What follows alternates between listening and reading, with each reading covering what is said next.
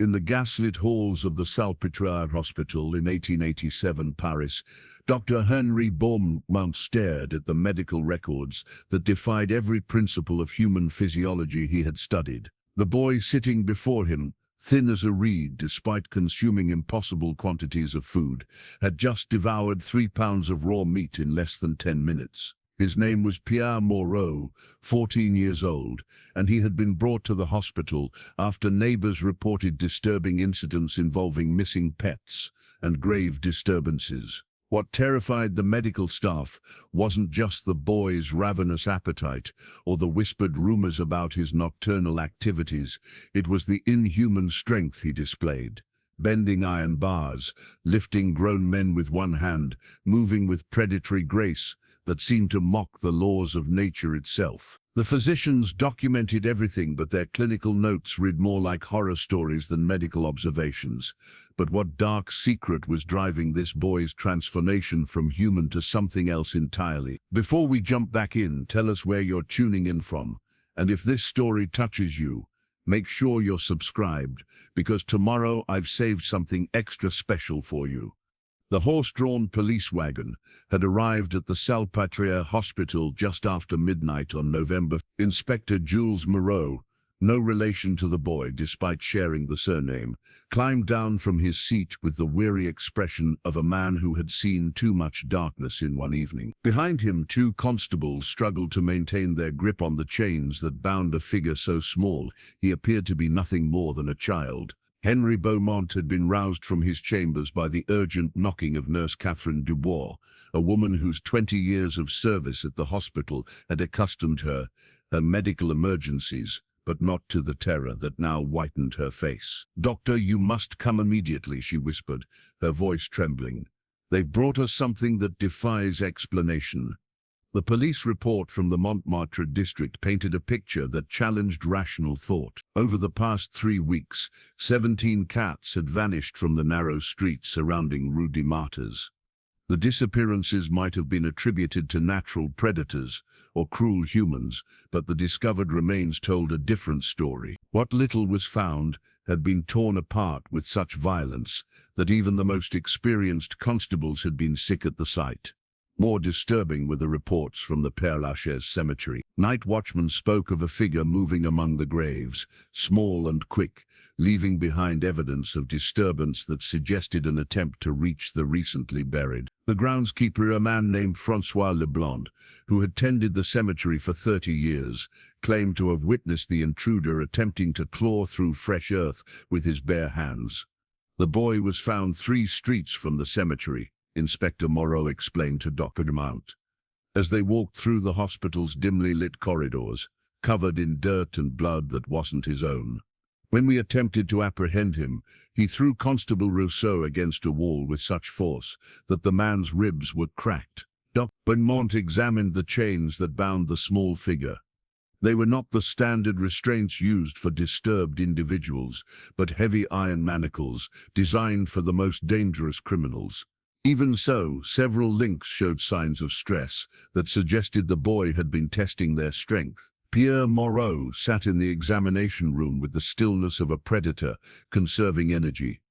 His clothes were torn and filthy, his dark hair matted with substances that Dr. Beaumont preferred not to identify. But it was the boy's eyes that captured immediate attention, dark, intelligent, and holding a hunger that seemed to reach beyond normal human appetite. Dr. Beaumont began gently, settling into the chair across from the boy. "Can you tell me how you're feeling?" The response came not in words but in movement, so sudden that Nurse Dubois gasped and stepped backward. Pierre lunged forward, stopped only by the chains, his mouth opening to reveal teeth that appeared sharper than they should be. The sound that emerged from his throat was more growl than human voice. "He hasn't spoken since we found him," Inspector Moreau noted, "but he's shown understanding of what we say. Intelligence, but not human intelligence." Beaumont made his first notes in what would become the most disturbing medical journal of his career.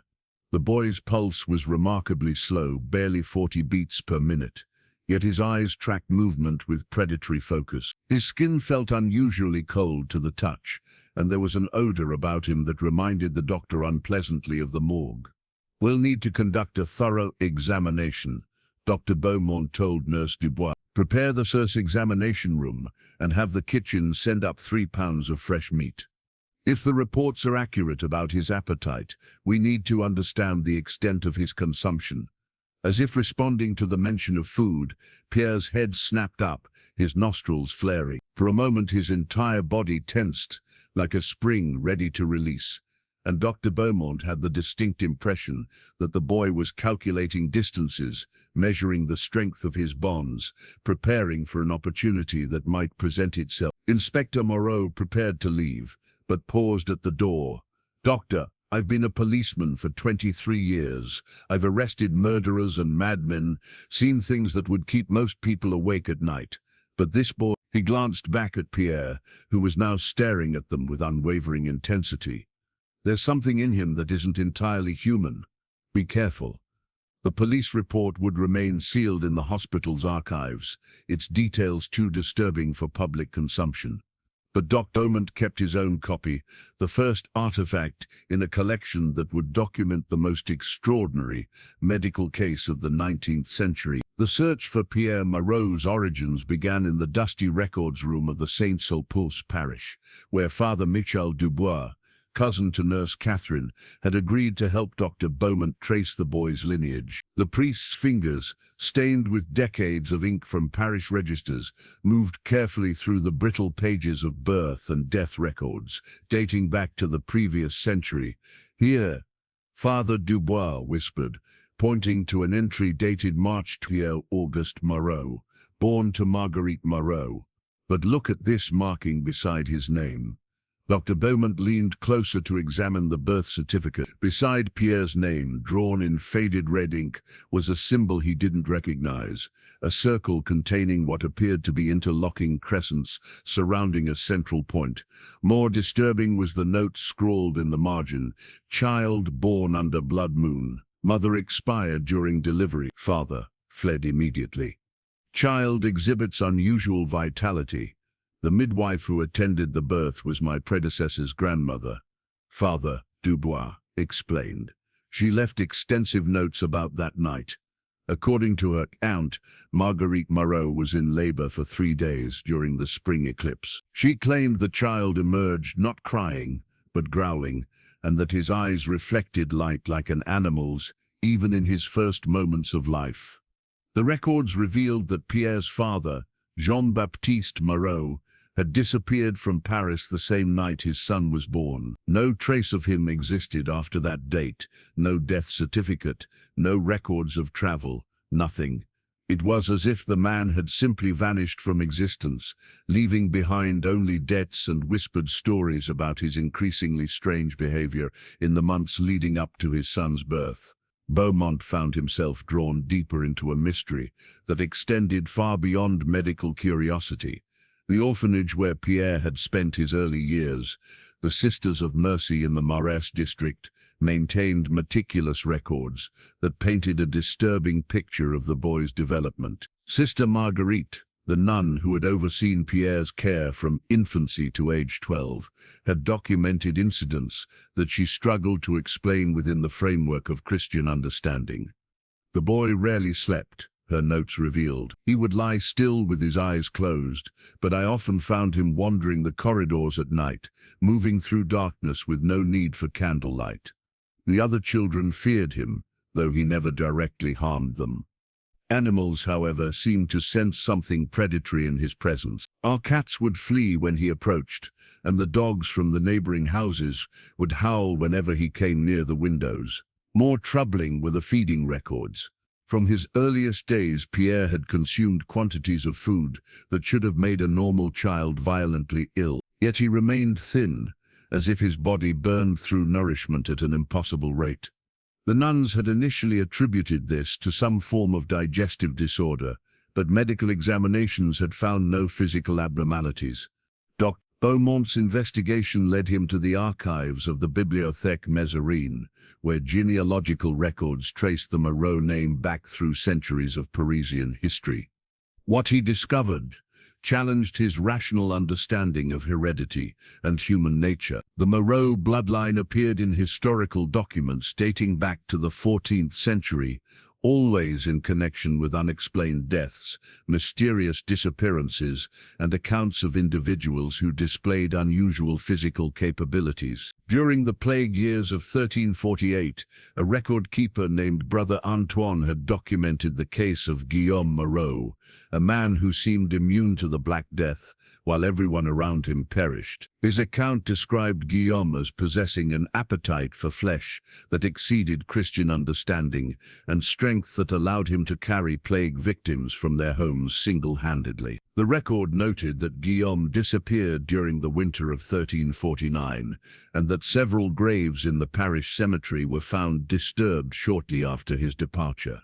Similar patterns emerged across the centuries, always a Moreau, always displaying the same characteristics: insatiable hunger, supernatural strength, and an association with death that seemed to follow them like a shadow. The family line appeared to skip generations, lying dormant for decades before manifesting again in a new child born under specific circumstances that the records consistently failed to fully document. The most chilling discovery came in a collection of letters preserved in the private archives of a noble family, written in 1789 by a court physician to Louis XVI. The correspondence described a case remarkably similar to Pierre's. A young Moreau descendant, perhaps Pierre's great-grandfather, had been brought to the royal court after displaying impossible feats of strength and an appetite that horrified even the jaded nobility of Versailles. The child consumed the equivalent of 10 men's daily rations at a single meal, the physician wrote, yet remained as thin as a wraith. His eyes held intelligence beyond his years, but it was not human intelligence. When angered, his features would shift subtly, becoming more bestial, more primitive. I fear we are dealing not with a medical condition, but with something that challenges our understanding of what separates man from monster. The letter concluded with a warning that resonated across the centuries. Should this bloodline continue, future generations must be prepared to face what we could not comprehend. Some hungers cannot be satisfied by mortal means, and some inheritances carry curses that transcend death itself. Beaumont stood before the brass measuring scale in the hospital's examination room, its polished surface reflecting the gaslight that flickered nervously in the draughty chamber. The scale, imported from Germany and capable of measuring substances to the precise gram, had been requisitioned specifically for this unprecedented study. Never before had the medical staff needed to document food consumption with such meticulous accuracy, but Pierre Moreau's case demanded scientific precision. Nurse Catherine Dubois arranged the meal with the careful attention of someone handling dangerous materials. 3 pounds of fresh beef, still bloody from the butcher's block, lay on a steel tray beside 2 pounds of bread, a quart of milk, and various vegetables that comprised what would normally feed 4 grown men. The brass scale registered every item as they placed it on the platform, its needle settling at exactly 8 pounds, 4 ounces of food. "Are you certain the restraints are secure?" Beaumont asked the orderly, a massive man named Guillaume, whose scarred hands spoke of years wrestling with violent patients. Even Guillaume seemed nervous as he checked the leather straps that bound Pierre to the chair, testing each buckle with particular attention to the boy's wrists and ankles. "As secure as we can make them, Doctor," Guillaume replied, though his voice carried doubt. "But I've never seen restraints stretched like these ones were yesterday. The leather shows stress marks that shouldn't be possible from someone his size." Pierre sat motionless, his dark eyes fixed on the food with an intensity that made everyone in the room uncomfortable. His breathing had changed the moment the meat appeared, deeper, more rhythmic, almost meditative. Beaumont noted that the boy's nostrils flared repeatedly, as if he were processing scents that contained information beyond mere hunger. "Pierre," Dr. Beaumont began, consulting his pocket watch to mark the precise time, "we're going to provide you with a meal. Please eat at your normal pace." The transformation was immediate and terrifying. The moment the first piece of meat touched Pierre's lips, his entire demeanor shifted from passive observation to predatory focus. His jaw worked with mechanical precision, tearing through the raw beef with teeth that seemed designed for purposes beyond normal human mastication. The sound of his eating filled the room. Wet, violent, urgent. Beaumont's pen moved frantically across his notebook as he attempted to document what he witnessed. Pierre consumed the first pound of meat in less than 4 minutes, pausing only to swallow before attacking the next portion. His hands, despite being restrained, moved with surprising dexterity, manipulating the food with an efficiency that suggested considerable experience with rapid consumption. "My God," Nurse Dubois whispered, backing toward the door as Pierre finished the meat and turned his attention to the bread. The boy's method of eating changed with each type of food, tearing the bread into chunks that he could swallow whole, drinking the milk in long gulps that should have been impossible without pausing for breath. The vegetables disappeared with the same mechanical efficiency, though Pierre showed less enthusiasm for plant matter than he had for the meat. Throughout the feeding, his eyes never left the remaining food, calculating and measuring with the focus of someone performing complex mathematics in his head. 7 minutes and 32 seconds, Dr. Beaumont announced, as Pierre finished the last carrot. 8 pounds, 4 ounces, consumed in less than 8 minutes. But the most disturbing aspect of the feeding was what happened next. Instead of showing signs of satiation or even mild fullness, Pierre immediately turned his attention to Dr. Beaumont with renewed hunger. His breathing had accelerated, his pupils dilated, and a low sound emerged from his throat that resembled purring more than any human vocalization. Pierre spoke for the first time since his arrival, his voice carrying harmonics that seemed to bypass normal hearing and resonate directly in the listener's bones. More now. Guillaume stepped forward to reinforce the restraints, but Pierre's response demonstrated the superhuman strength that had so alarmed the police. With a casual flex of his arms, the leather straps stretched visibly, their reinforced stitching beginning to separate under pressure that should have been impossible for a 14-year-old boy to generate. "The restraints are failing," Guillaume warned, reaching for the emergency bell that would summon additional orderlies. But Pierre's display was not an escape attempt. It was a demonstration. He relaxed his arms, allowing the damaged restraints to hold, while maintaining eye contact with Dr. Beaumont. "I can be stronger," Pierre said, his voice now carrying clear articulation despite the disturbing undertones. "I can be much stronger when I eat more, when I eat what I need." Dr. Beaumont found himself fascinated, despite the obvious danger. The boy's intelligence was undeniable, his self-awareness complete. This was not madness or medical abnormality. This was something that understood its own nature and was attempting to communicate within the limitations of human language and social interaction. "What do you need, Pierre?" Beaumont asked, his scientific curiosity overriding his instinct for self-preservation. Pierre's smile revealed teeth that appeared sharper than they had been an hour earlier, as if the feeding process had somehow honed them. "You know what I need, doctor. You've read the report. You've seen what happens when I don't get what I need."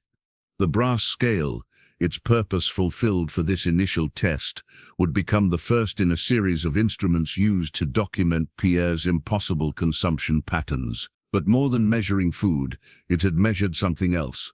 The precise point at which human understanding encountered something that existed beyond the boundaries of medical science. The night watchman discovered the damage at 3:17 in the morning, his lantern illuminating twisted metal that had once been the window bars of Pierre's secure room. Henri Durand, a veteran of the Franco-Prussian War who had seen artillery destroy fortifications, stood speechless before evidence of destruction that defied rational explanation. The iron bars, each as thick as a man's thumb and embedded deep into the stone walls, had been bent outward like flower petals opening to the sun.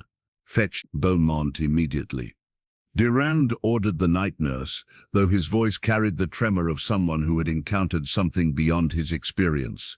"And wake the orderlies, all of them." The search for Pierre began in the hospital's lower levels, where the morgue and storage areas provided the most likely destination for someone with the boy's particular appetites. Beaumont, roused from sleep and still pulling on his coat, joined the search party as they descended into the stone corridors that few staff members ever visited after dark.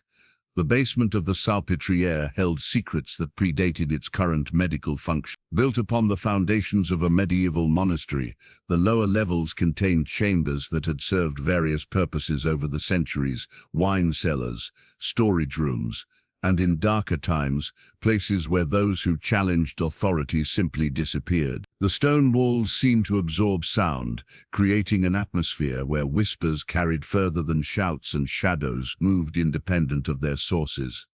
They found signs of Pierre's passage in the corridor leading to the morgue. Deep scratches in the stone floor suggested fingernails that had grown longer and stronger than human nails should be, gouging through solid rock as if it was soft clay. More disturbing were the handprints pressed into the limestone walls at intervals that indicated Pierre had been moving on all fours, his limbs extended in ways that human anatomy shouldn't allow. "He's trying to reach the bodies," Nurse Dubai observed, her voice echoing strangely in the confined space. "The morgue is just ahead." The morgue door, reinforced with iron bands and secured with a lock that required 2 keys, stood slightly ajar. The lock remained intact, but the door frame showed signs of impact that suggested it had been forced open from the inside, as if Pierre had somehow gained entry through means other than the obvious entrance. Inside the morgue, they discovered Pierre crouched beside one of the tables where a body lay covered by a white sheet. His position was distinctly non-human, balanced on his toes and fingertips, his spine curved in ways that seemed to ignore the normal limitations of vertebrae and joints. When their lantern light struck him, he turned with fluid grace that reminded Dr. Beaumont unpleasantly of a cat caught in the act of hunting. "Pierre," Dr. Beaumont said carefully, noting that the boy's appearance had changed dramatically since the evening feeding. His hair seemed darker, his skin paler, and his eyes reflected the lantern light with a golden gleam that human eyes should not possess.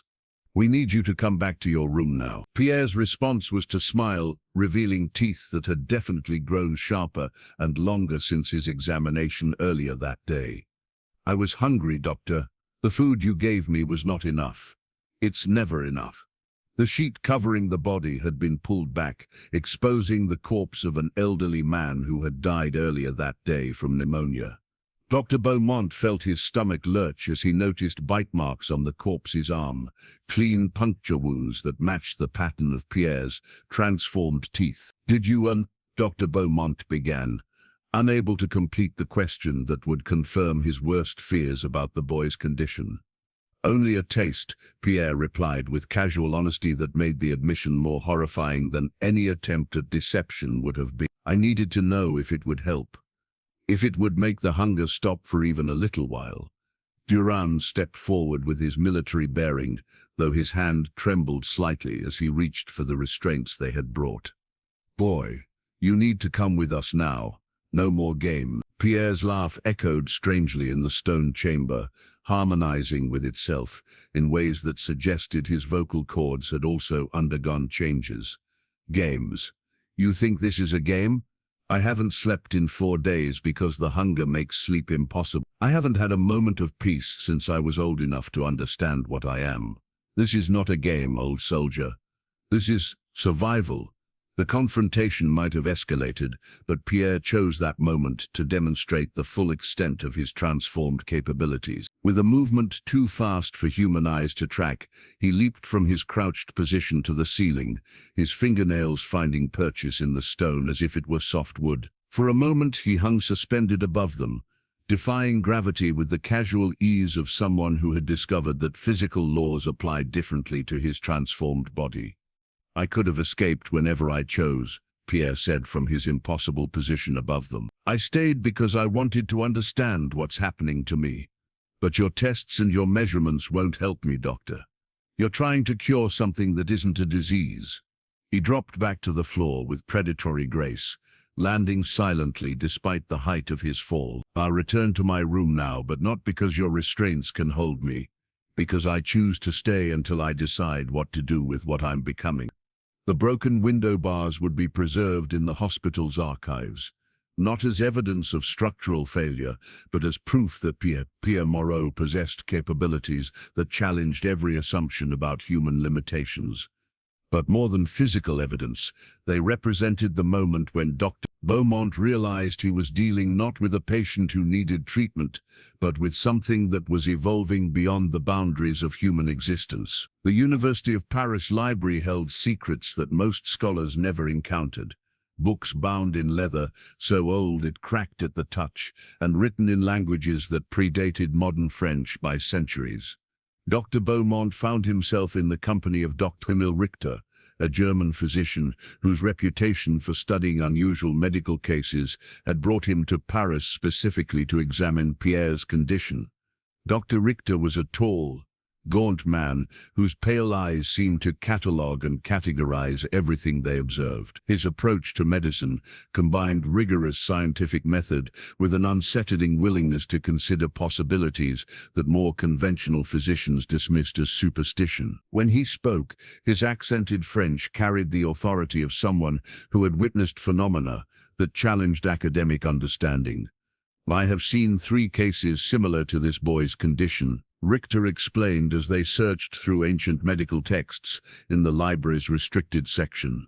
One in Bavaria in 1863, another in Prague in 1871, and a third in Vienna just 2 years ago. Each case involved children between the ages of 12 and 16.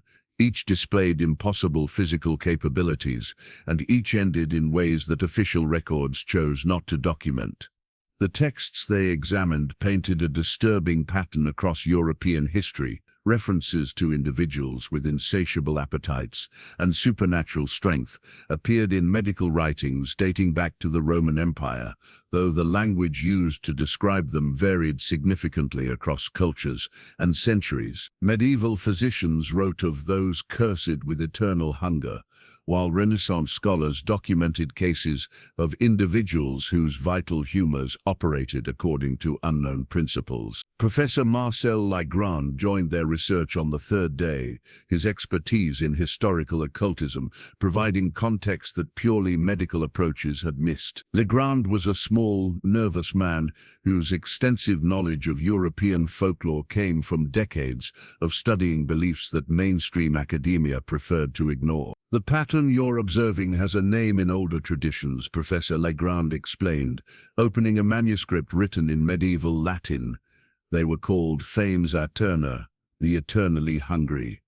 Not vampires, as popular literature might suggest, but something far more complex and tragic. The manuscript, written by a monk named Brother Bartholomew in 1347, described encounters with individuals who displayed characteristics remarkably similar to Pierre's condition. The monk's account detailed a young man who consumed quantities of food that should have killed him, possessed strength that allowed him to lift horses, and gradually transformed from human to something that existed on the boundaries of mortal existence. According to this text, Professor Legrand continued, the condition manifests during times of great social upheaval, plagues, wars, famines, as if the collective suffering of human populations somehow creates the circumstances necessary for these transformations to occur. Beaumont found himself drawn to a particular passage in Brother Bartholomew's manuscript. The afflicted retain their human consciousness and memory, but their bodies become vessels for hungers that mortal food cannot satisfy. They are not evil in intention, but their needs place them in opposition to the natural order that governs human existence. Dr. Richter produced his own notebook, filled with observations from the cases he had encountered. The transformation appears to be progressive, he noted. Initial symptoms include increased appetite and enhanced physical capabilities, but the changes accelerate rapidly once certain thresholds are crossed. What thresholds? Dr. Beaumont asked, though he suspected the answer would be disturbing. The consumption of human flesh appears to be the crucial catalyst, Dr. Richter replied with clinical detachment. Once that boundary is crossed, the physical and psychological changes become irreversible. The individual becomes something that can no longer exist within human society. Professor Legrand opened another text, this one written in German and dating to the 15th century. This account describes what they called die letzte Verwandlung, the final transformation. According to these records, individuals with this condition eventually reach a point where they no longer require conventional food at all. Their bodies learn to sustain themselves through means that the authors could not or would not specify. The implications of their research created an atmosphere of growing dread in the library's quiet chambers. They were not simply documenting a medical anomaly, but tracing the historical progression of individuals who had evolved beyond human limitations through processes that challenged fundamental assumptions about life, death, and the boundaries between them. In every case I've studied personally, Dr. Richter continued, the outcome was the same.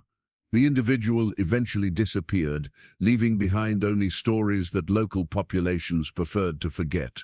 Whether they died, fled to remote areas, or transformed into something that no longer interacted with human civilization remains unclear. Beaumont closed the manuscript he had been studying, feeling overwhelmed by the weight of centuries of documentation that suggested Pierre's condition was neither unique nor curable. So we're dealing with something that has appeared throughout history, always following the same pattern, always ending in ways that official records refuse to acknowledge. Precisely, Professor Legrand confirmed. And if these historical accounts are accurate, Pierre Moreau has already begun the process of transformation that will eventually place him beyond the reach of conventional medical intervention. The ancient medical texts would become the foundation for understanding Pierre's condition, but they also served as a warning about the limits of human knowledge when confronting forces that operated according to principles that science had not yet discovered. The photographic plates that Dr. Beaumont commissioned from the hospital's new medical photography department would become some of the most disturbing images ever captured for scientific purposes. The photographer, Monsieur Auguste Blanchard, had spent 15 years documenting medical conditions for teaching purposes, but nothing in his experience had prepared him for the systematic documentation of Pierre's transformation. Hold perfectly still for 30 seconds, Blanchard instructed Pierre, adjusting the complex apparatus of mirrors and lenses that focused natural light onto the photographic plate. The boy sat motionless with the patience of someone who had learned to conserve energy for more important purposes than fidgeting. The first series of photographs, taken on November 20th, showed Pierre as he had appeared upon arrival, thin, pale, recognizably human, despite the unsettling intensity of his gaze. But the subsequent images taken at weekly intervals revealed changes that challenged photographic documentation's reputation for objective truth. By the second week, Pierre's muscle structure had begun to alter in ways that defied normal human development. His shoulders had broadened significantly, though he remained thin overall, creating proportions that suggested strength without the bulk typically associated with physical power. More disturbing were the subtle changes to his facial structure. His jaw had become more pronounced, his cheekbones more angular, as if his skull was reshaping itself to accommodate transformation. The bone structure is actually changing, Dr. Beaumont observed, comparing the photographic evidence with detailed measurements he had taken. Not just muscle and tissue development, but fundamental alterations to his skeletal system. Dr. Richter examined the photographs with professional fascination tinged by growing concern. Notice the progression in the eyes, he pointed out, indicating subtle changes that became more apparent when viewed in sequence. The iris appears to be developing additional pigmentation patterns, and the pupil response to light has become more pronounced. The most dramatic changes were visible in Pierre's hands and teeth.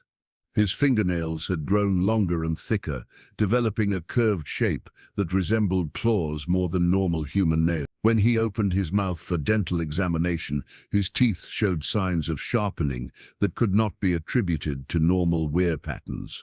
The canine teeth in particular had elongated noticeably, while the molars had developed cusps that seemed designed for tearing rather than grinding. Nurse Dubois, who interacted with Pierre daily during his medical examinations, noticed changes that the photographs couldn't capture. His voice has altered, she reported to Dr. Beaumont. It carries harmonics now, undertones that seem to resonate in ways that normal human speech doesn't. and his movement has become more fluid, more predatory. He doesn't walk across a room anymore, he glides.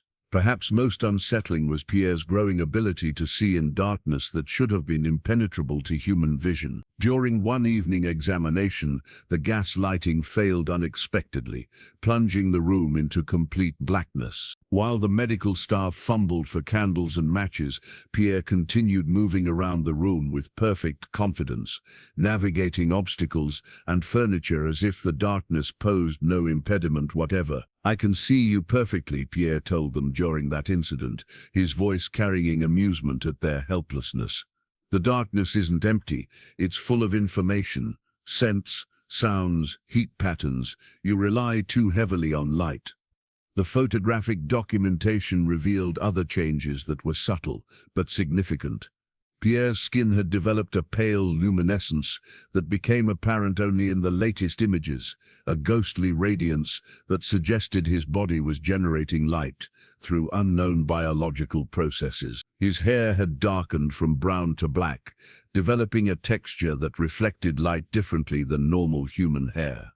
Dr. Beaumont found himself both fascinated and terrified by the methodical nature of Pierre's transformation. Each change seemed purposeful, as if his body was being rebuilt according to a design that prioritized capabilities beyond normal human limitations.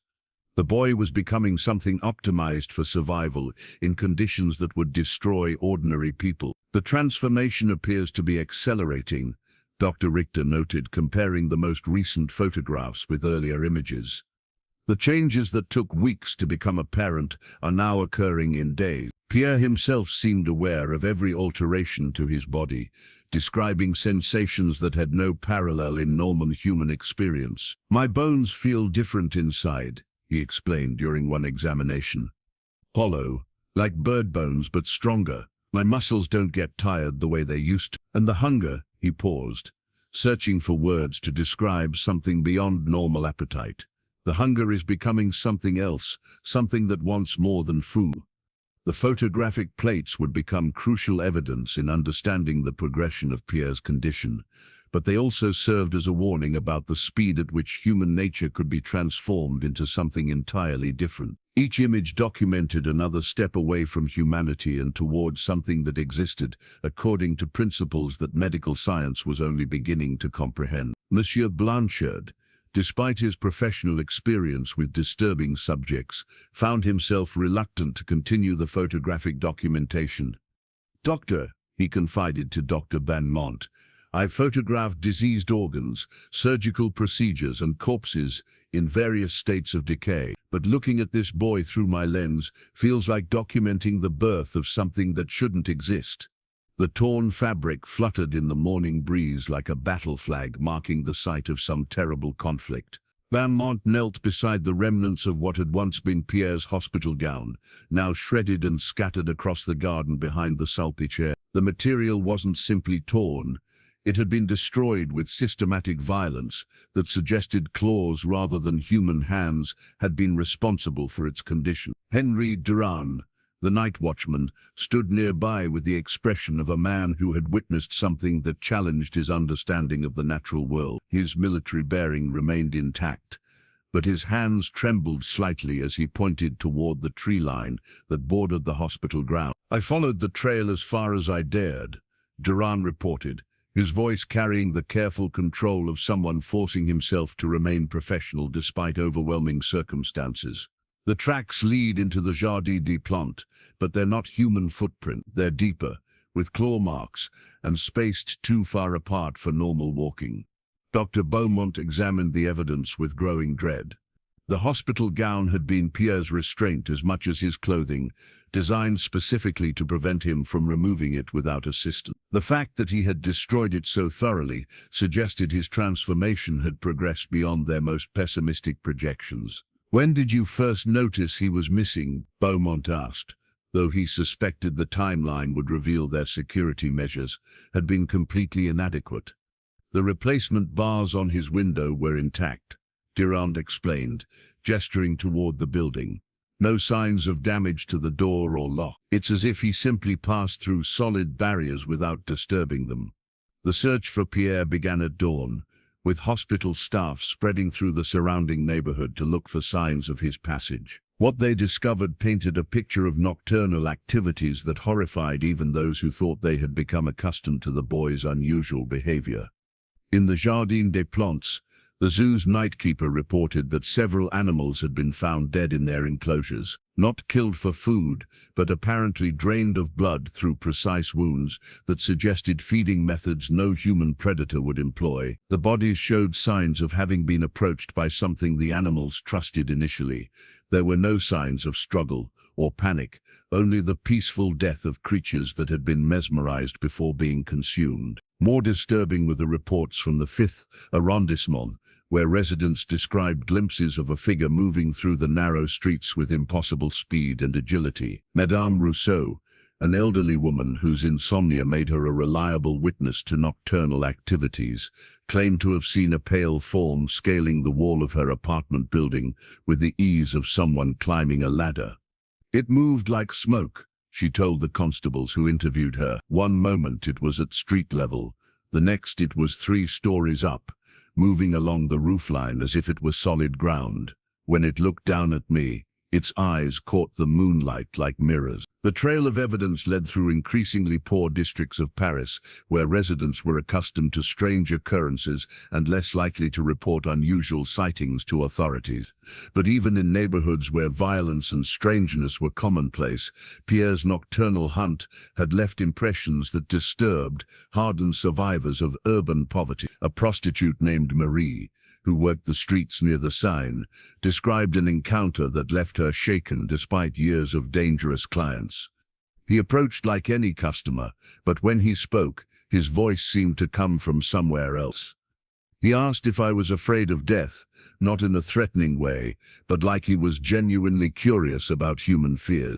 According to Marie's account, Pierre had studied her with the intensity of someone conducting scientific research, asking questions about pain, hunger, and survival that suggested he was comparing human experiences with his own transformed existence. When she became uncomfortable and tried to leave, he had simply vanished, not running away, but disappearing as if he had never been there. The most chilling discovery came at dawn, when Pierre voluntarily returned to the hospital. He appeared in the garden where his torn clothing had been found, standing motionless among the scattered fabric, as if he had materialized from the morning mist. His naked body showed no signs of the night's activities, but his eyes held knowledge that hadn't been there the previous evening. I needed to understand, Pierre explained when Dr. Beaumont found him, to learn what I'm becoming by testing these new capabilities. The hunger drove me out, but curiosity kept me moving. Beaumont noticed that Pierre's physical transformation had accelerated dramatically during his night of freedom. His muscle definition was more pronounced, his movements more fluid, and his overall presence carried predatory confidence that made everyone around him instinctively nervous. "What did you learn?" Dr. Beaumont asked, dreading the answer but needing to document Pierre's evolving understanding of his condition. "That I'm no longer bound by the limitations that control human behavior," Pierre replied with disturbing clarity. "Distance, barriers, social conventions, they're all suggestions now, not requirements. And the blood," he paused, seeming to savor a memory. "Animal blood helps, but it's not what this body truly needs." The torn hospital gown would be preserved as evidence of Pierre's escape, but more significantly, it marked the moment when he had shed the last physical constraints that connected him to human society. Professor Marcel Legrand held the small amulet up to the gaslight, his scholarly hands trembling slightly as he examined the intricate symbols carved into what appeared to be bone worn smooth by centuries of handling. The artifact had been discovered sewn into the lining of Pierre's jacket, hidden so carefully that it escaped notice during his initial examination at the hospital.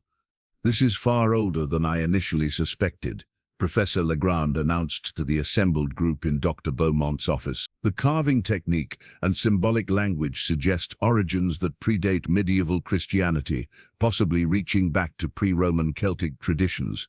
Richter leaned forward to examine the amulet more closely, his medical training struggling to process artifacts that existed outside the realm of scientific analysis.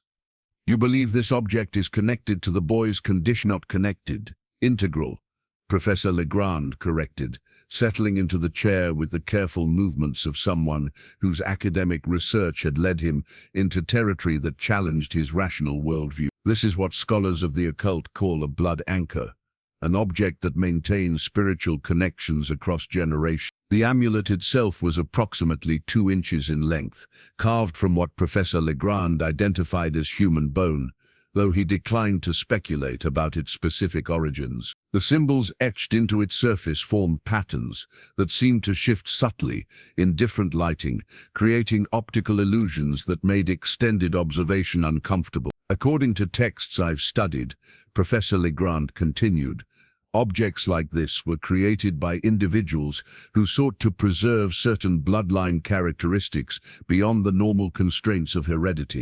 They serve as spiritual vessels that carry family curses or blessings, depending on one's perspective, from one generation to the next. Dr. Beaumont found himself both fascinated and disturbed by the implications.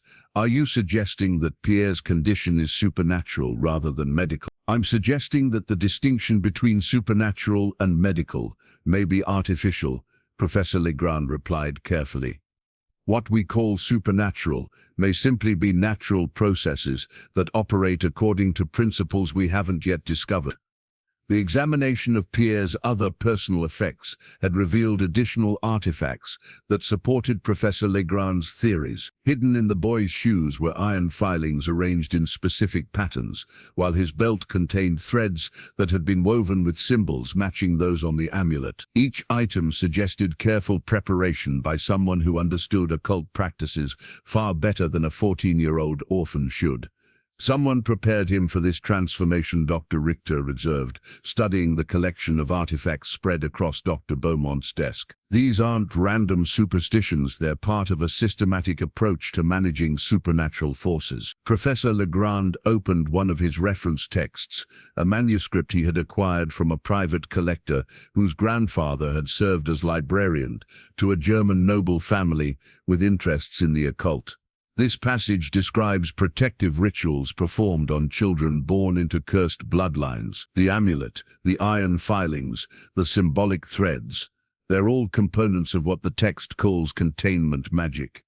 Containment of what? Dr. Beaumont asked, though he suspected the answer would be disturbing. The hunger that exists beyond human appetite, Professor Legrand read from the manuscript. These rituals were designed to delay the full manifestation of inherited curses, allowing cursed children to live relatively normal lives until circumstances triggered their ultimate transformation. The implications were staggering. Pierre's condition wasn't a medical abnormality that had developed spontaneously. It was the inevitable result of supernatural inheritance that had been artificially suppressed until recent events had overwhelmed the protective measures. What circumstances would trigger the transformation? Dr. Richter asked, his scientific mind attempting to find patterns in what appeared to be occult chaos. Professor Legrand consulted another section of the manuscript, his expression growing more troubled as he read. Proximity to large amounts of human death, consumption of flesh from the recently deceased, or, he paused, checking his translation of the archaic text, reaching the age of physical maturity while carrying the blood anchor. Dr. Beaumont realized they had been approaching Pierre's case from entirely the wrong perspective. Instead of trying to cure a medical condition, they should have been managing the supernatural forces that had shaped his entire existence. The protective measures had failed, not because of Pierre's behavior, but because he had reached an age where the occult inheritance could no longer be contained. The amulet is losing its effectiveness, Professor Legrand observed, noting subtle changes in the bone's coloration. These protective objects have limited lifespans, especially when subjected to the stress of containing powerful supernatural forces. What happens when it fails completely? Dr. Beaumont asked, dreading the answer. According to these texts, the individual undergoes final transformation into something that exists entirely beyond human limitations. They retain intelligence and memory, but their needs and motivations become completely alien to human understanding. The ritualistic amulet represented both explanation and warning. evidence that Pierre's family had understood his supernatural heritage, while simultaneously revealing that their protective measures had reached the end of their effectiveness. The boy was approaching a threshold beyond which medical intervention would become not just useless, but irrelevant. Pierre himself seemed aware of the amulet's significance when Dr. Beaumont showed it to him during their next examination. The boy's expression showed recognition tinged with something that might have been relief. "My father gave this to me before he disappeared," Pierre explained, his voice carrying new harmonics that made normal conversation increasingly difficult. "He said it would keep me human for as long as possible, but that eventually I would have to choose what I wanted to become." The amulet would remain in Professor Legrand's possession, studied and documented as evidence of supernatural forces operating within the boundaries of scientific inquiry, but its power to protect Pierre from his inherited transformation had finally been exhausted. The sealed letter from the Vatican arrived on a grey December morning, bearing papal seals that commanded immediate attention from even the most secular medical professionals. Beaumont broke the crimson wax with trembling fingers, aware that correspondence from Rome indicated his patient's case had attracted attention from the highest levels of Catholic authority. Father Sandro Benedetti announced his arrival 3 days later, stepping from a horse-drawn carriage with the quiet dignity of someone accustomed to confronting spiritual crises that challenged conventional religious understanding. He was younger than Beaumont had expected, perhaps 40 years old, with intelligent dark eyes that seemed to catalogue and assess everything they observed. "Dr. Beaumont," Father Benedetti said in accented French, extending his hand in greeting. "I bring greetings from His Holiness and authorization to examine your patient using whatever methods I deem necessary." The Vatican letter explained that the Church maintained extensive records of cases similar to Pierre's condition, documents that were stored in archives available only to specially trained clergy who dealt with supernatural phenomena. Father Benedetti's credentials included 15 years of experience investigating reported miracles, demonic possessions, and other unexplained events that required both theological and practical responses. The Holy Father is particularly interested in this case because it represents a pattern we've been tracking across Europe for several centuries. Father Benedetti explained as they walked through the hospital corridors toward Pierre's reinforced room. Individuals born with supernatural appetites and capabilities that place them outside the normal boundaries of human existence.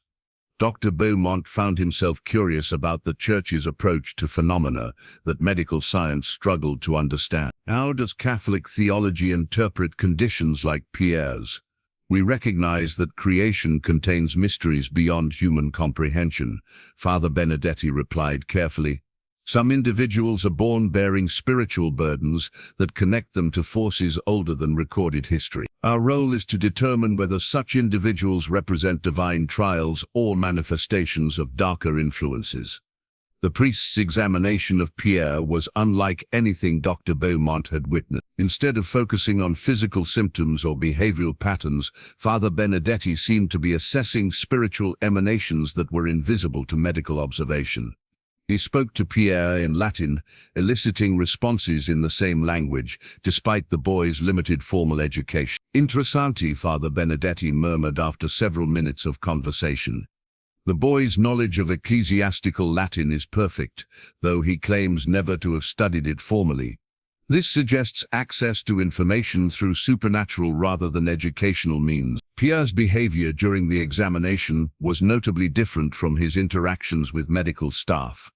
He showed Father Benedetti a deference that bordered on fear, as if recognizing spiritual authority that transcended normal human relationships. When the priest produced a silver crucifix from his robes, Pierre recoiled with genuine distress, his transformed features showing pain rather than mere discomfort. "The sacred silver causes him physical suffering," Father Benedetti noted, returning the crucifix to his robes. "This reaction is consistent with individuals whose spiritual nature has been corrupted by supernatural influences beyond their control." The priest shared portions of the Vatican's historical records during his 3-day stay at the hospital. The Church's archives contained documented cases of individuals with Pierre's characteristics dating back to the earliest centuries of Christianity. Each case had been carefully studied and classified according to criteria that reflected centuries of experience dealing with supernatural phenomena. We distinguish between individuals who have chosen corruption and those who bear inherited curses, Father Benedetti explained. Pierre falls into the second category. He is not evil by choice, but his bloodline carries spiritual contamination that manifests in each generation under specific circumstances. The most disturbing revelation came from Vatican records of attempted exorcisms. The Church had performed formal exorcism rituals on 17 individuals with conditions similar to Pierre's over the past 3 centuries. None had been successful in the traditional sense of casting out demonic influences, because the supernatural elements were integral to the individual's existence rather than external possessions. Exorcism assumes that evil spirits have invaded essentially human souls, Father Benedetti explained, but in cases like Pierre's, the supernatural elements are part of the fundamental nature rather than external intrusion. Attempting to remove them would be like trying to exorcise someone's vital organs. Instead, the Church had developed alternative approaches focused on spiritual containment and guidance. The Vatican maintained a secure facility in the Italian mountains where individuals with supernatural conditions could live under Church supervision, provided they proved capable of controlling their more dangerous impulses. "We offer Pierre sanctuary," Father Benedetti told Dr. Beaumont. "Privately. A place where he can exist without threatening normal human populations, while receiving spiritual guidance appropriate to his unique nature." Beaumont found himself torn between medical curiosity and growing recognition that Pierre's condition exceeded the boundaries of conventional treatment. What would happen to him in Church custody? He would be cared for by clergy trained to work with supernatural individuals, Father Benedetti replied. He would receive spiritual counseling designed to help him maintain whatever humanity remains accessible to him. Most importantly, he would be prevented from harming innocent people while his transformation continues.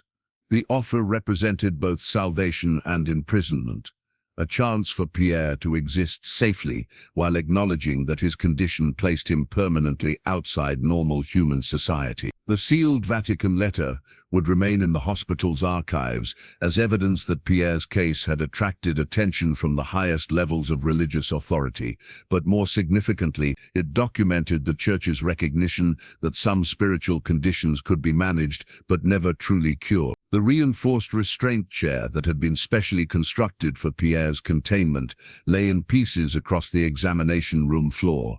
Its steel framework twisted into shapes that defied the structural principles that had governed its design. Beaumont stared at the wreckage with the stunned expression of someone witnessing the aftermath of a natural disaster, though the destruction had been wrought by forces that were anything but natural. Nurse Catherine Dubois sat against the far wall, her left arm cradled against her chest and her face pale with shock. The attack had lasted less than 30 seconds, but those moments had demonstrated capabilities that reduced their most sophisticated containment measures to useless debris. "He wasn't trying to hurt me," she repeated for the 3rd time, her voice carrying the careful control of someone processing trauma through repetition. "When he grabbed my arm, I could feel him holding back. If he had wanted to break it, he could have snapped the bone like kindling." The incident had begun during what should have been a routine feeding session. Pierre's appetite had increased dramatically over the past week, requiring meals that would have sustained a dozen normal people. But quantity was no longer the only issue. The quality of food that satisfied his hunger had become increasingly specific and disturbing. He refused the cooked meat entirely, Dr. Beaumont noted, reviewing the circumstances that had led to Pierre's violent episode. Even raw beef didn't seem to interest him. When we offered him the blood we'd collected from the butcher, his reaction was immediate and intense. Dr. Richter, who had witnessed the attack from the observation window, provided additional details that painted an even more disturbing picture. The moment the blood appeared, his entire demeanor changed. Not just hunger, but something approaching ecstasy. His eyes dilated completely, and he began making sounds that weren't quite human. The restraint chair had been designed by the hospital's most skilled engineer, incorporating steel reinforcements and locking mechanisms that should have contained individuals possessing twice normal human strength. The fact that Pierre had destroyed it so casually suggested his physical capabilities had evolved far beyond their most pessimistic projections. "Look at these stress patterns," Dr. Beaumont observed, examining a section of the chair's steel framework. The metal didn't break. It was bent gradually, as if he were reshaping it deliberately, rather than simply overpowering it through brute force. The attack itself had occurred when Nurse Dubois attempted to limit Pierre's access to the blood, concerned that his frenzied consumption might trigger choking or other medical complications. His response had been immediate and overwhelming. The restraints had snapped like thread, and he had moved across the room faster than human reflexes could track. "He lifted me off the ground with one hand," Nurse Dubois recalled, unconsciously rubbing her injured arm. But even in that state, some part of him recognized that I was trying to help. He set me down carefully before destroying the chair, as if he needed to release his aggression on something that wouldn't be permanently harmed. Pierre's behavior after the violent episode was perhaps more disturbing than the destruction itself. Instead of continued aggression or attempts to escape, he had simply sat in the corner of the room, his naked body covered in blood from his feeding, watching the medical staff with the patient attention of someone waiting for them to process what they had witnessed. "I can control it when I choose to," Pierre had explained when Dr. Beaumont finally gathered enough courage to approach him. "But the hunger is becoming something that makes choices for me. When I smelled the blood, human thoughts stopped mattering." The boy's articulation remained perfect, despite his increasingly inhuman appearance. His vocabulary had actually expanded over recent weeks, as if his transformed mind was accessing knowledge that normal human education had never provided. He spoke about his condition with clinical detachment that rivaled Dr. Beaumont's own medical objectivity. "This body is optimizing itself," Pierre continued, gesturing toward his changed physique with academic interest. "Each feeding teaches it more about efficiency, about what it truly needs versus what human habits provide. Soon, normal food will become completely irrelevant." Dr. Victor documented the incident with meticulous attention to detail, but his notes reflected growing concern about their ability to contain Pierre safely. "His awareness of his own transformation is complete," Dr. Richter wrote. "He understands exactly what's happening to him and makes conscious decisions about when to resist or embrace his changing nature." The most chilling aspect of the incident was Pierre's prediction about future episodes. "The hunger comes in cycles now," he explained. "Longer periods of calm followed by intense need that overrides human considerations. Each cycle requires more to satisfy it, and the calm periods grow shorter." Dr. Beaumont realized they had reached a crucial decision point. Pierre's transformation was accelerating beyond their ability to manage safely, and his own awareness of his condition made him increasingly dangerous to everyone around him. The damaged restraint chair would be preserved as evidence of Pierre's evolving capabilities, but more importantly, it marked the moment when conventional containment became impossible and more extreme measures became necessary for everyone's survival. The hospital blueprint spread across Dr. Beaumont's desk revealed architectural secrets that even long-term staff members had never suspected. Hidden chambers beneath the Salpêtrière's foundation, accessed through corridors that appeared on no modern maps, represented the building's darker history as a place where society's most dangerous individuals had been contained by methods that current medical ethics would never permit. "These rooms were built during the reign of Louis XIV, explained Monsieur Duchamp, the elderly architect who had been summoned to interpret the century-old drawings. Originally designed for prisoners whose crimes were considered too disturbing for public knowledge. Later, they housed individuals whose mental conditions required complete isolation from normal human contact. The underground chambers offered the only realistic option for containing Pierre safely while preventing his condition from threatening hospital staff or patients. The rooms were carved directly from bedrock, reinforced with iron bands that had been forged when metalworking was still considered a mystical craft, and designed to muffle sounds that might disturb those above. Richter examined the blueprint with professional interest tinged by moral discomfort. These facilities were built for permanent imprisonment rather than treatment. Are we prepared to abandon medical ethics in favor of simple containment? We're prepared to prevent Pierre from killing innocent people, Dr. Beaumont replied grimly. His transformation has reached a point where traditional medical intervention is not only useless, but dangerous to attempt. The decision to move Pierre underground had been precipitated by another violent episode that had left 2 orderlies injured and revealed the complete failure of conventional restraint methods. Pierre's strength had increased to levels that made normal human resistance meaningless, while his need for blood had evolved into cravings that could no longer be satisfied through animal sources. The transfer to the underground chambers required careful planning and specialized equipment. Heavy chains forged specifically for Pierre's enhanced capabilities, sedatives in quantities that would have killed normal humans, and most disturbing of all, an acceptance that they were moving beyond medical treatment towards something that resembled medieval imprisonment. "The boy understands what's happening," Father Benedetti observed as they prepared for the transfer. "He's cooperating because he recognizes the danger he poses, not because he's unable to resist our efforts." Pierre's compliance during the move was perhaps more unnerving than violence would have been. He walked calmly through corridors he had never seen, seeming to understand intuitively that these hidden chambers represented his permanent separation from human society. His transformed senses allowed him to process architectural details that normal vision couldn't detect, mapping the underground passages with predatory precision. The chamber selected for Pierre's containment was the largest of the hidden rooms, approximately 12 feet square, with walls carved from solid limestone and reinforced with iron fixtures that showed signs of previous use. Scratches in the stone suggested that Pierre was not the first individual with supernatural capabilities to be housed in these depths. Previous occupants have left their marks, Dr. Beaumont noted, examining claw marks in the limestone that resembled the ones Pierre's transformed nails created. This facility has been used for cases similar to ours before.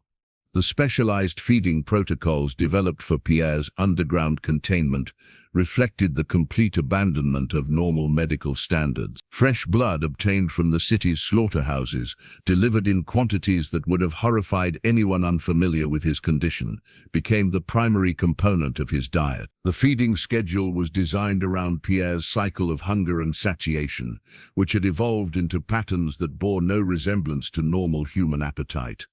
"He can survive for days without any food at all," Dr. Richter documented. "But when the hunger manifests, he requires immediate satisfaction or his behavior becomes uncontrollably violent." The underground chambers provide the only environment where such episodes can occur without threatening others.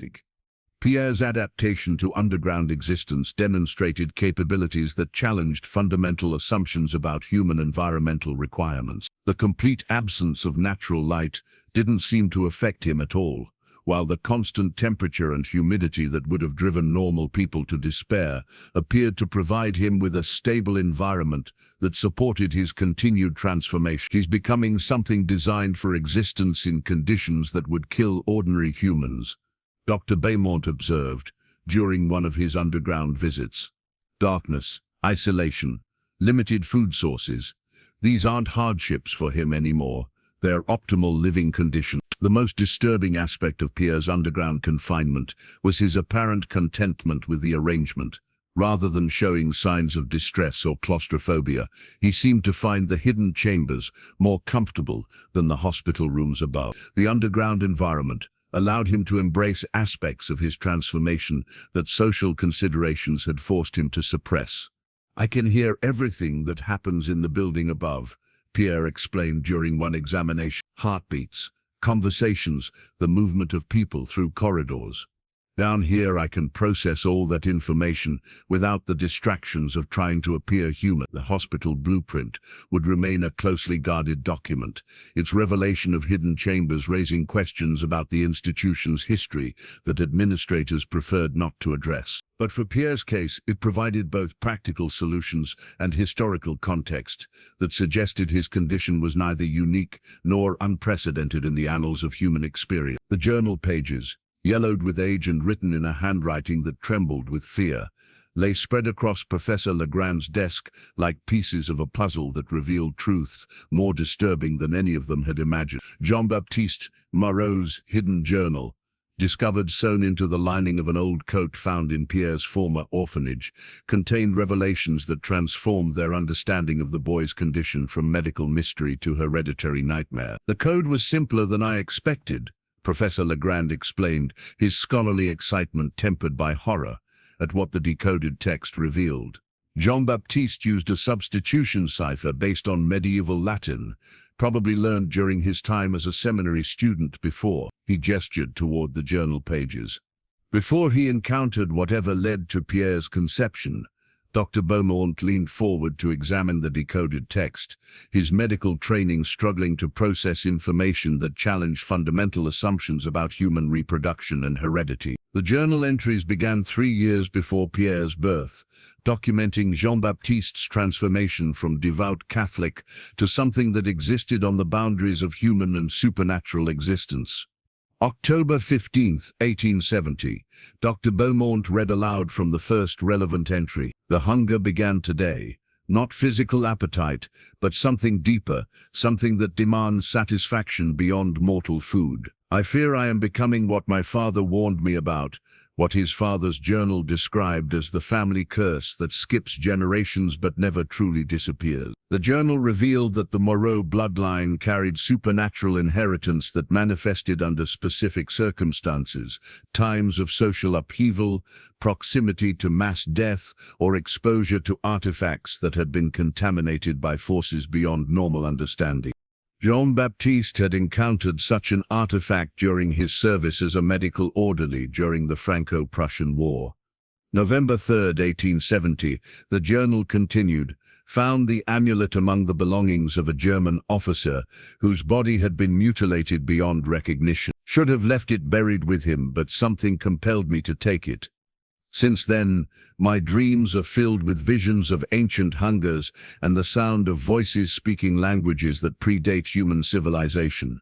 Dr. Richter studied the journal entries with growing fascination and dread. He's describing the same progression we've observed in Pierre: enhanced physical capabilities, altered dietary requirements, and gradual separation from normal human psychology. But in Jean-Baptiste's case, the transformation was voluntary. The most disturbing revelation came in entries describing Jean-Baptiste's relationship with Marguerite Moreau, Pierre's mother.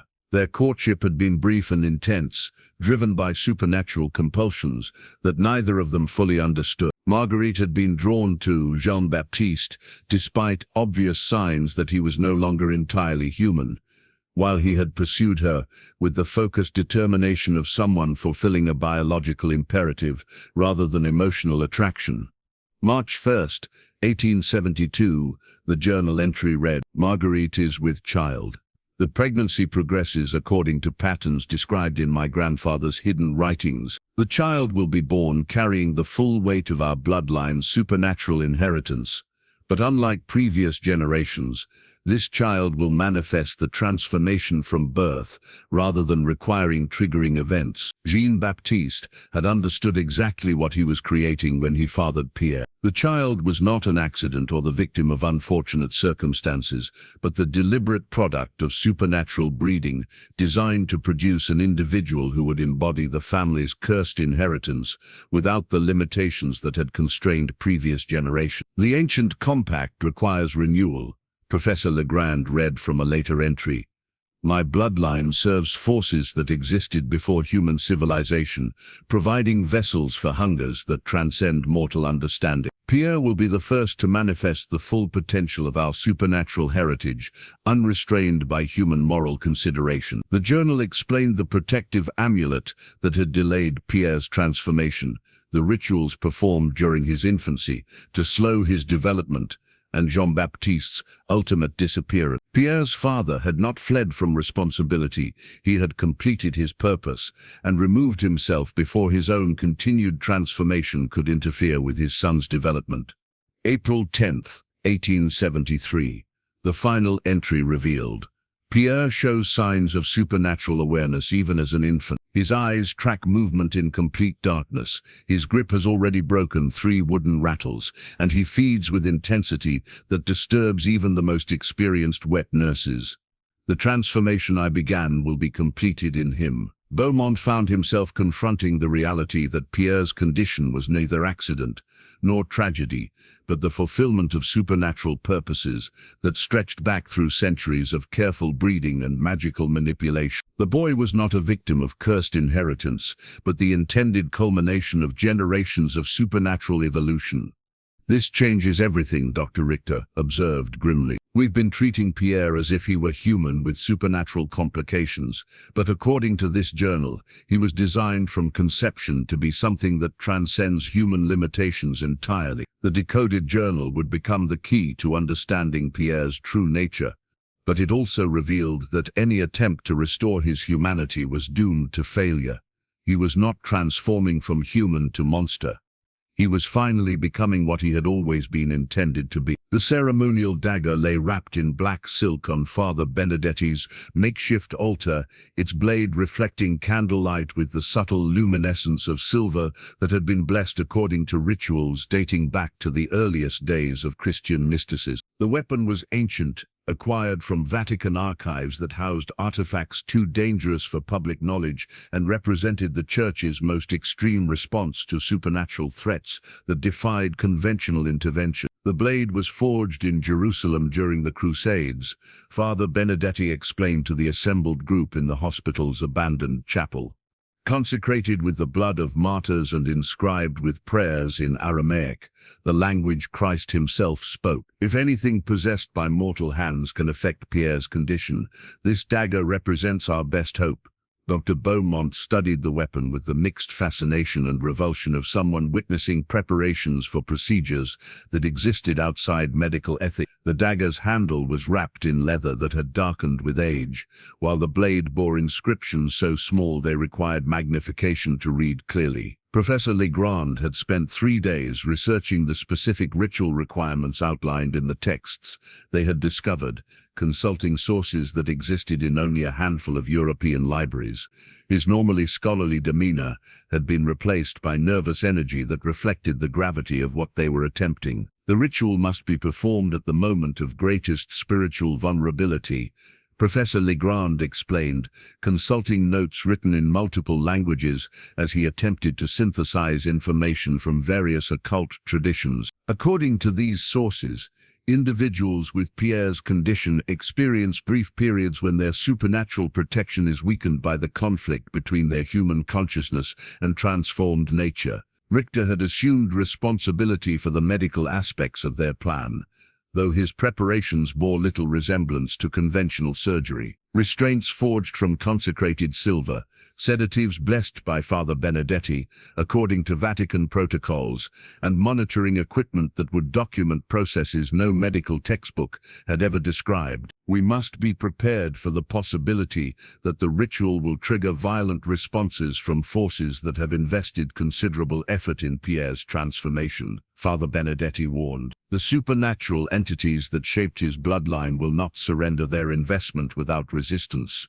The combination of medical science and occult practice created an atmosphere of tension that affected everyone involved in the preparations. Nurse Dubois, despite her injured arm, had insisted on participating, her experience with Pierre's condition making her indispensable despite the obvious dangers.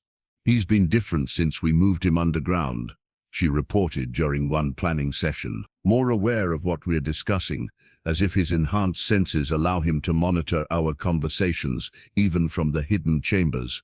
I believe he knows exactly what we're planning."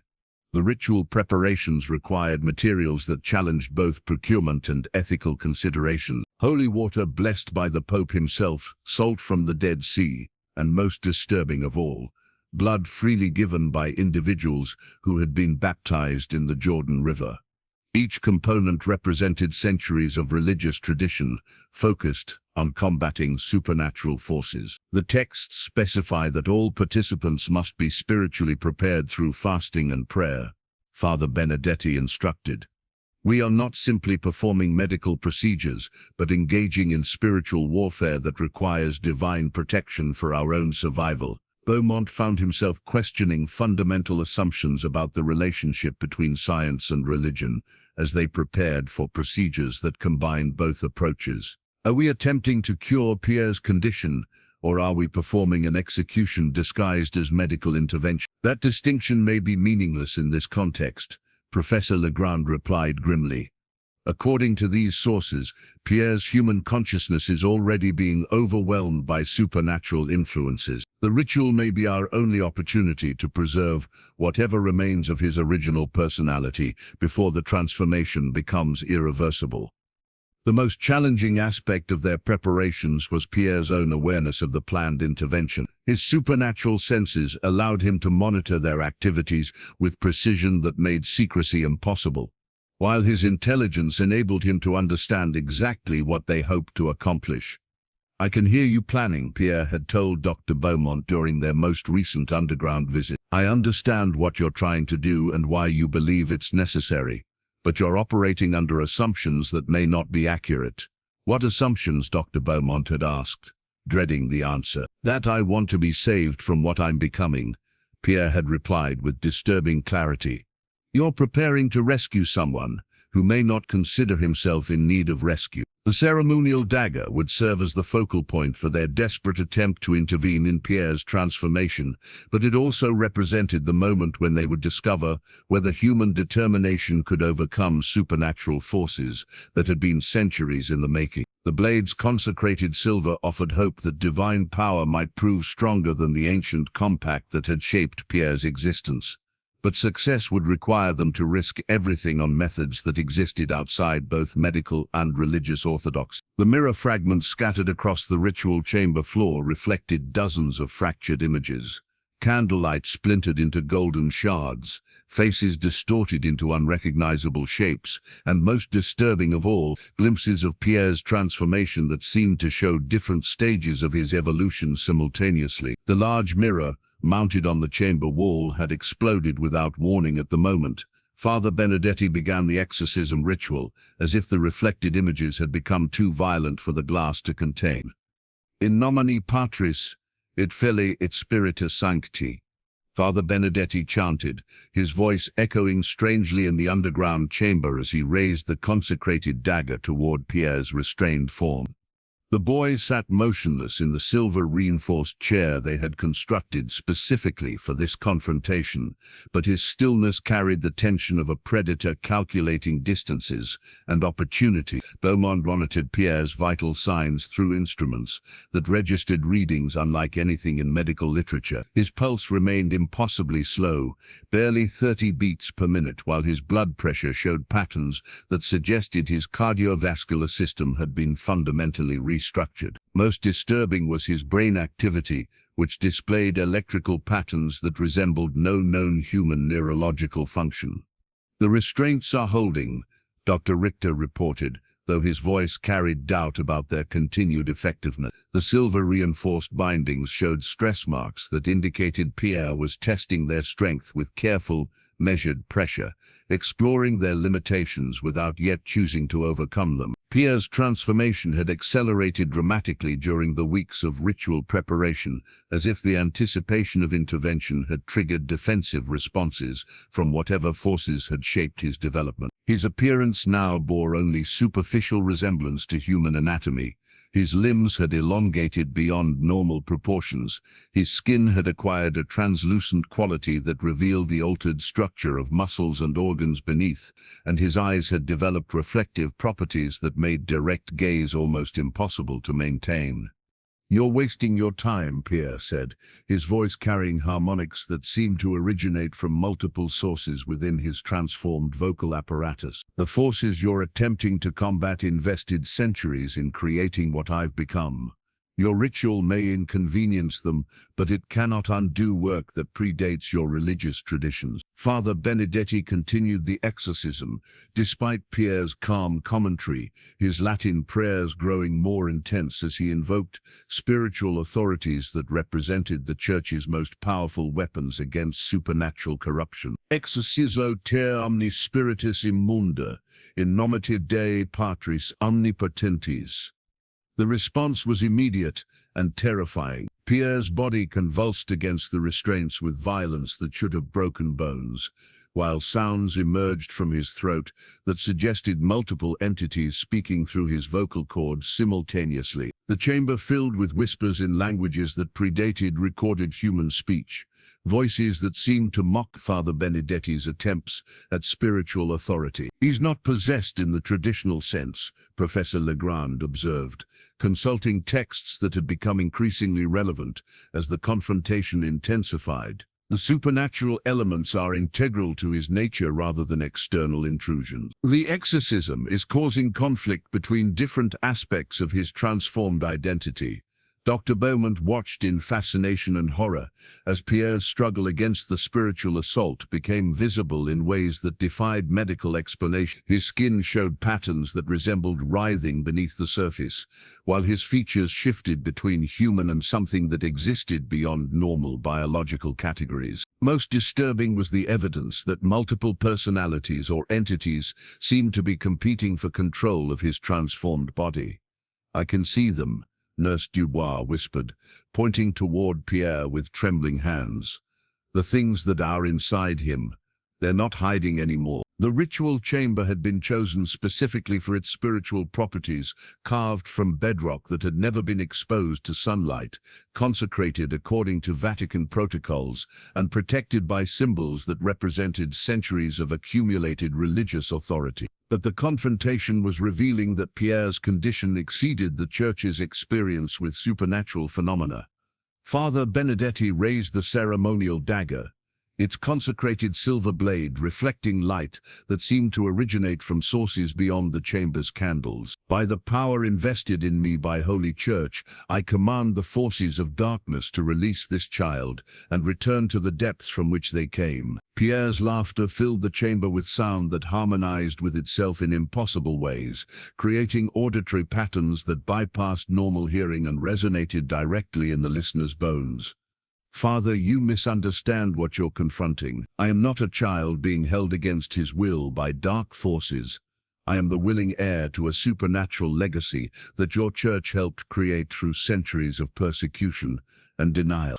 The shattered mirror fragments would preserve distorted images of the confrontation, though the photographs developed later would show figures and shapes that none of the participants remembered seeing during the actual ritual. The mirror had become more than a reflective surface. It had served as a window into spiritual dimensions, where Pierre's transformation was being contested by forces that existed beyond human understanding. The piece of paper, torn from Pierre's medical chart and covered with handwriting that grew progressively more erratic as his transformation accelerated, contained words that would haunt Dr. Beaumont for the remainder of his career. Written during a brief moment when Pierre's human consciousness had reasserted control over his transformed body, the message represented his final attempt to communicate as the person he had been rather than the entity he was becoming. "I can feel myself disappearing."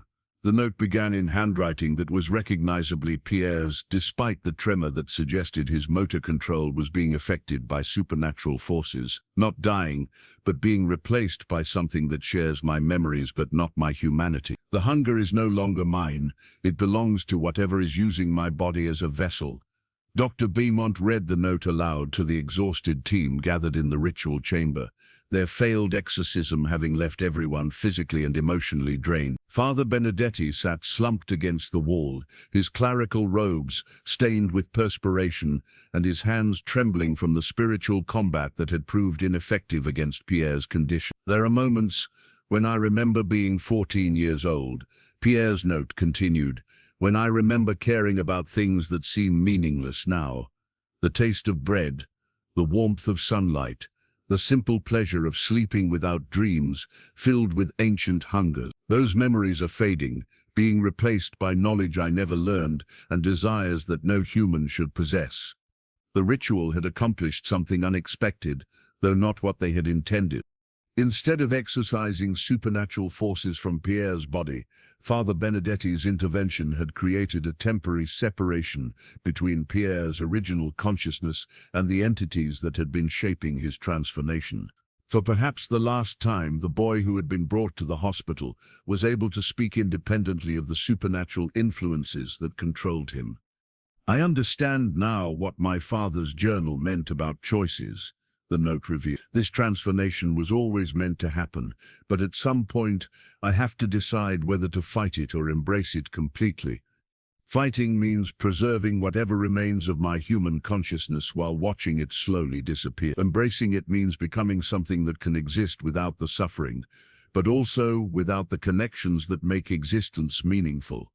Dr. Richter examined Pierre carefully, noting that the boy's physical appearance continued to change even as they read his written plea. His features were becoming more angular, his proportions more elongated, and his eyes more reflective. The transformation was reaching completion, regardless of their intervention attempts. "The process cannot be stopped," Dr. Richter concluded grimly, "but Pierre is asking us to help him choose how it ends." Pierre himself sat motionless in the silver restraints, his transformed body showing signs of the internal conflict between his original personality and the supernatural forces that had claimed him. When he spoke, his voice alternated between recognizably human intonation and the harmonic distortions that indicated otherworldly influence. "I can become something that serves ancient purposes," Pierre explained, his words carrying the detached clarity of someone who had accepted inevitable defeat.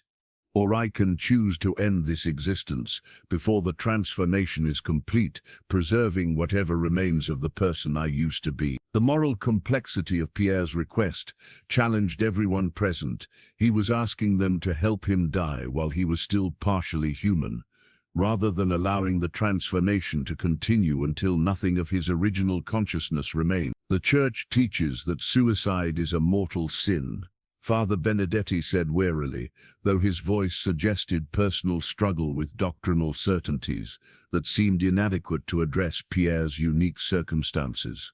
"But this situation exists outside normal theological frameworks." Professor Legrand consulted his occult texts, searching for guidance about individuals who chose death rather than complete supernatural transformation. Historical accounts suggest that some individuals with Pierre's condition have made similar choices. They're remembered as martyrs who sacrificed themselves to prevent greater evil from entering the world. Pierre's note concluded with words that revealed the full extent of his awareness about what he had become and what he was choosing. "If I continue to exist, the hunger will eventually overcome any remaining human consideration. I will become something that feeds on innocence and spreads the supernatural contamination to others. If I choose to end this now, the bloodline curse dies with me, and future generations will be free from the inheritance that destroyed my father and consumed my life." The torn piece of paper represented both Pierre's final human communication and his desperate attempt to retain moral agency in circumstances that had stripped him of almost every other human characteristic. His choice would determine not only his own fate, but the future of a supernatural legacy that had shaped his family's history for centuries. The handwriting grew fainter toward the end, as if the effort required to maintain human consciousness was becoming too great to sustain. But the message was clear. Pierre was asking for help to die as a human being rather than live as something that had abandoned humanity entirely.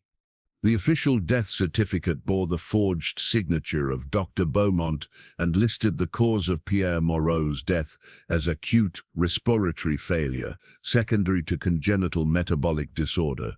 Words that bore no resemblance to the truth, but would satisfy bureaucratic requirements, while protecting the public from knowledge that would have caused widespread panic. The document represented the final deception in a case that had challenged every assumption about the boundaries between medical science and supernatural forces. The actual circumstances of Pierre's death had been decided through a process that existed outside normal medical ethics, a consensus reached by individuals who understood that conventional moral frameworks were inadequate to address his unique situation. Pierre himself had made the choice, but implementing his decision required actions that would haunt the participants for the remainder of their lives.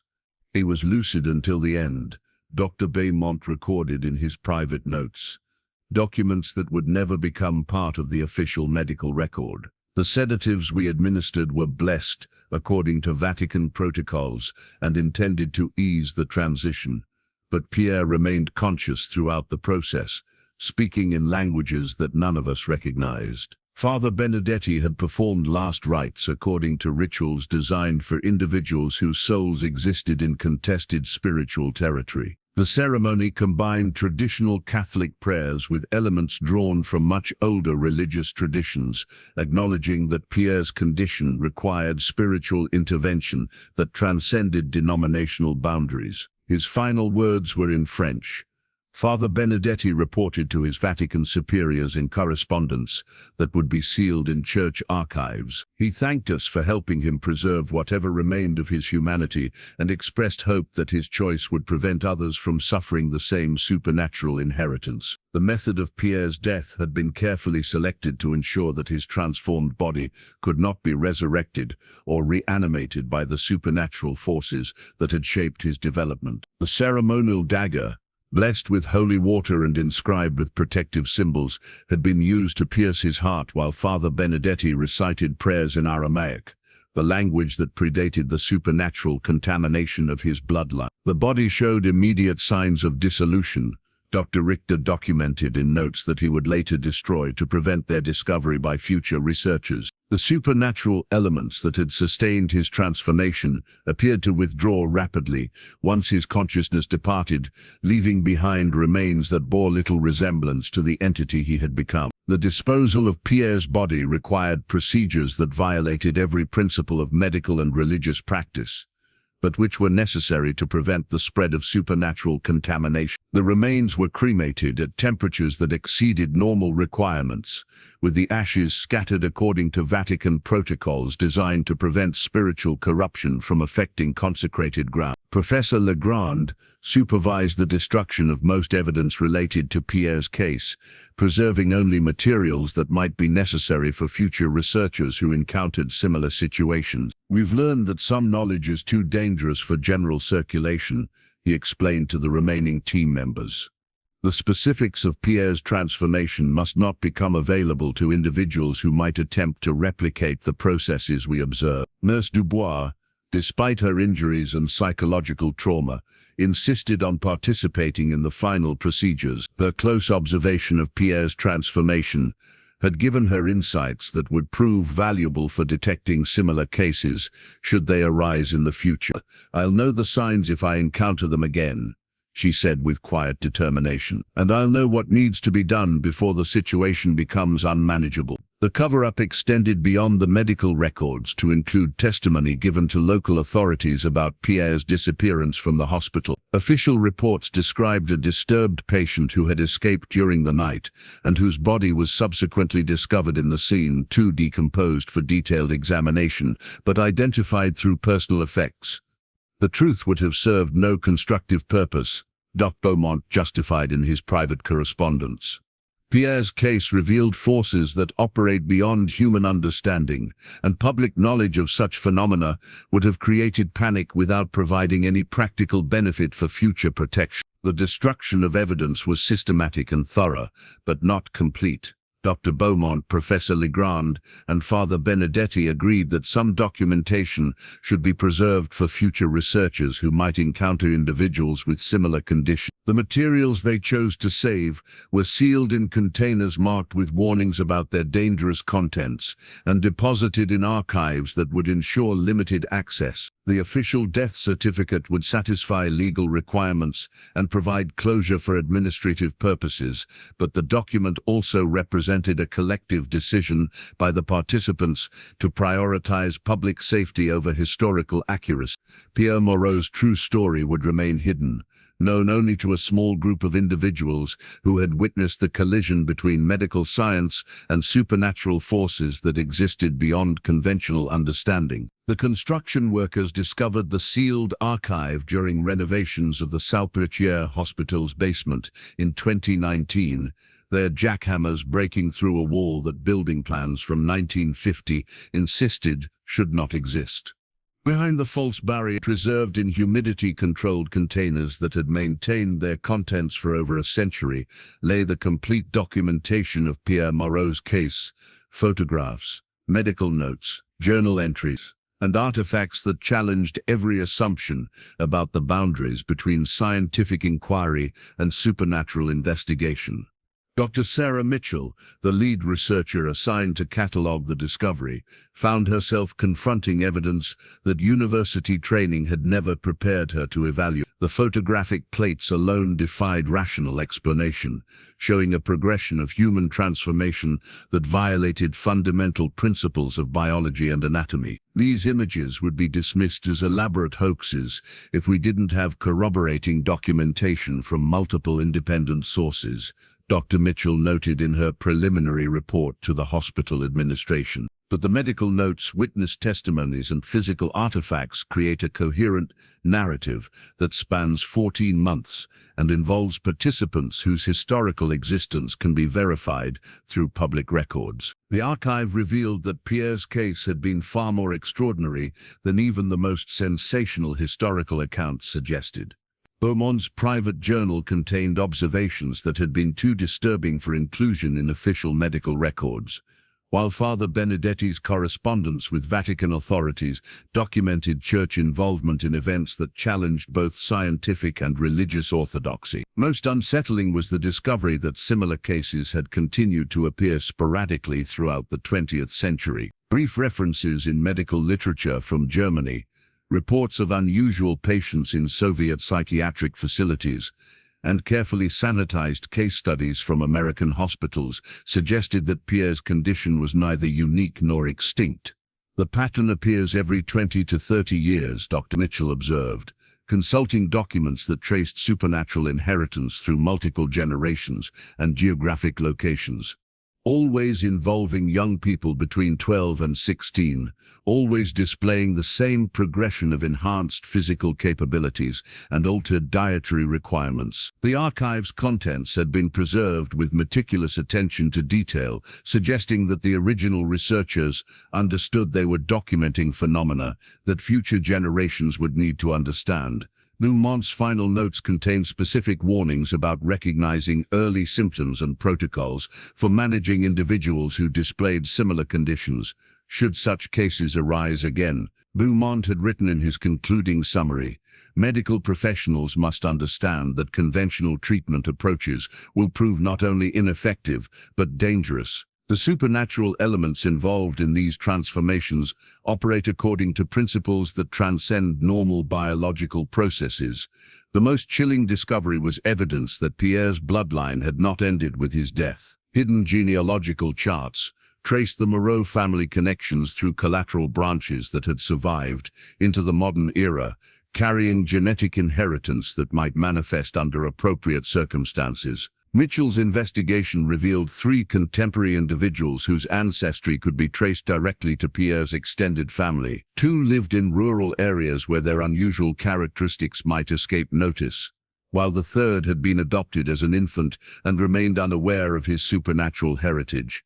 The genetic markers are subtle but consistent, Mitchell reported to a closed session of hospital administrators and medical ethics committee members.